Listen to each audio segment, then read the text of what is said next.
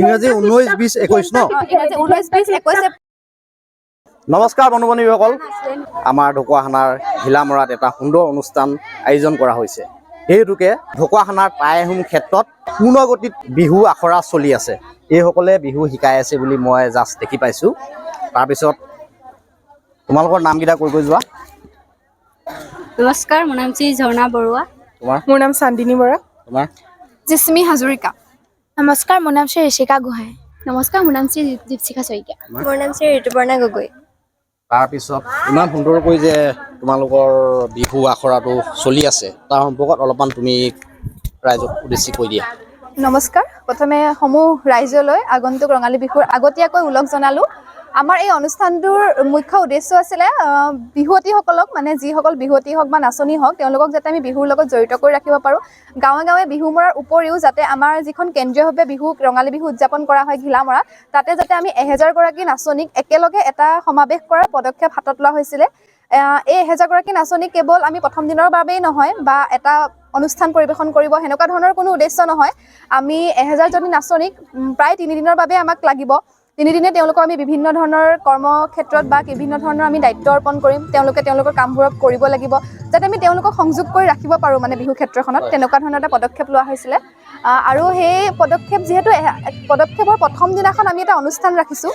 1000 গৰাকী নাচনীয়ে একেলগে বিহু পৰিৱেশন কৰিব আৰু তাৰ বাবে আমাৰ বৰ্তমান অসমৰ কালচাৰেল মন্ত্ৰীকো আমন্ত্ৰণ কৰা হৈছে তেওঁ আমাক একো অসুবিধা নহ'লে আহিম বুলি ইতিমধ্যে কথা দিছে যদি একো অসুবিধা নহয় তেওঁ আহিব মানে তেতিয়ালৈকে গতিকে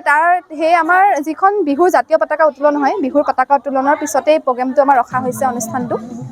সেই অনুষ্ঠানটোৰ বাবে আমি আখৰা কৰিবলগা হয় আৰু 1000 গৰাকীক নিখুঁতভাৱে শিকাবলৈ একেলগে আমাৰ অলপমান অসুবিধা হয় সেয়ে আৰু এনেকুৱা থাকে ট্ৰেভেলিঙৰো এটা খৰচ থাকে আমাৰ বেলেগ বহুত দূৰৰ পৰা যাব লগা হয় বহুসকল নাচনী গতিকে আমি বেলেগ বেলেগ জেগাত ভেনু হিচাপে আমি লোৱা হৈছে বৰ্তমান আমাৰ 8খন ঠাইত চলি আছে 8খন চলি আছে আমাৰ টোটেল 10খন আছিলে এইটো আমাৰ 10 নম্বৰ ভেনু আছিল লাষ্টত ঢকুৱাখানা কিন্তু আমাৰ 2খন ভেনু আমি একেলগ কৰি দিলোঁ মানে অলপ সুবিধা হোৱাৰ কাৰণে গতিকে আমাৰ বৰ্তমান 8খনত চলি আছে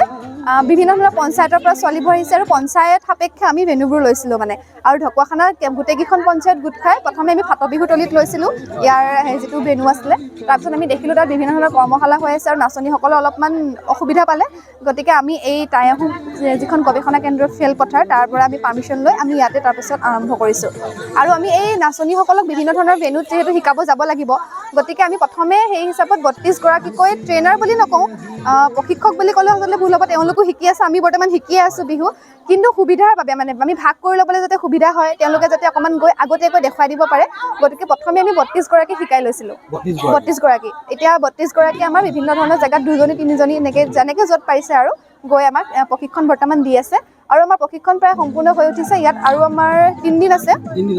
তাৰপিছত আমি 16 তাৰিখৰ পৰা একেলগে বিহুলৈকে গোটেই 1000 গৰাকীক আমি একেলগে প্ৰশিক্ষণ কৰাম ঘিলামৰা চেকচেকি চাপৰিত য'ত আমি বিহুখন উদযাপন কৰিম য'ত অনুষ্ঠানটো হ'ব সেই প্লেচটোৰ নাম আপোনাৰ চেকচেকি চাপৰি ঘিলামৰাৰ মইনাপুৰৰ ওচৰতে আছে ন নহয় ঘিলামৰাৰ টাউন নগৰ হাইস্কুলৰ পিছফালে ঘিলামৰা নগৰ হাইস্কুলৰ পিছফালে আছে এই ঠাইডোখৰ চেকচেকি চাপৰি এটা আহল বহল পৰিৱেশ মই মোৰ দাদা এজনৰ মই ভিডিঅ'টো দেখিছোঁ এটা আহল বহল পৰিৱেশ সেই হেতুকে মানে আগতে পাতে কৃষ্টি ভৱনত ন অনুষ্ঠানটো বহুত ব্যয়বহুল আৰু ডাঙৰকৈ পাতিছে যিহেতু সেই হেতুকে চেকচেকি চাপৰিলৈ অনুষ্ঠানটো স্থানান্তৰিত কৰা হৈছে আৰু সমগ্ৰ ঢকুৱাখানা সমষ্টিৰ ভিতৰতে এই অনুষ্ঠানটো অকণমান আনকমন মই পাইছোঁ আজিৰ তাৰিখত মানে আগে পিছে এনেকুৱা ধৰণৰ অনুষ্ঠান হোৱা নাছিলে চাগে নিশ্চয় হোৱা নাই এইবাৰ মেবি এবাৰ প্ৰথমবাৰৰ কাৰণে পাতিছে নেকি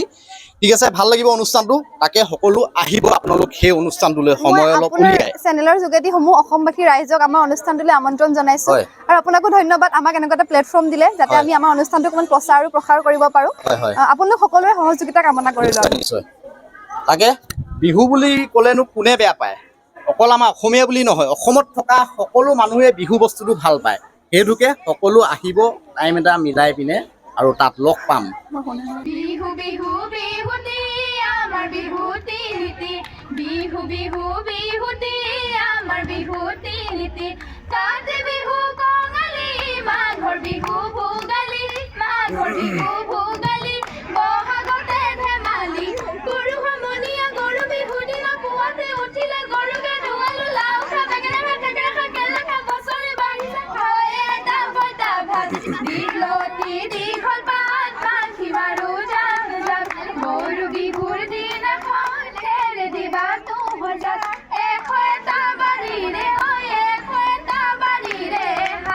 আমাৰ কেন্দ্ৰীয় ৰঙালী বিহু আছে আপোনাৰ অসমীয়া তাৰিখ মানে 5, 6, 7 আৰু ইংৰাজী 19, 20, 21 এপ্ৰিল। ইংৰাজী 19, 20, 21 ন? ইংৰাজী 19, 20, 21 এপ্ৰিল আৰু 21 এপ্ৰিলত আমাৰ অসমৰ জনপ্ৰিয় গায়ক জুবিন গাৰ্গ আহিব। আৰু আপোনালোকক মই বিহু আখৰা হৈ থকাৰ দুটামান সুন্দৰ সুন্দৰ মুহূৰ্ত দেখাইছোঁ, চাওকচোন, নিশ্চয় ভাল পাব।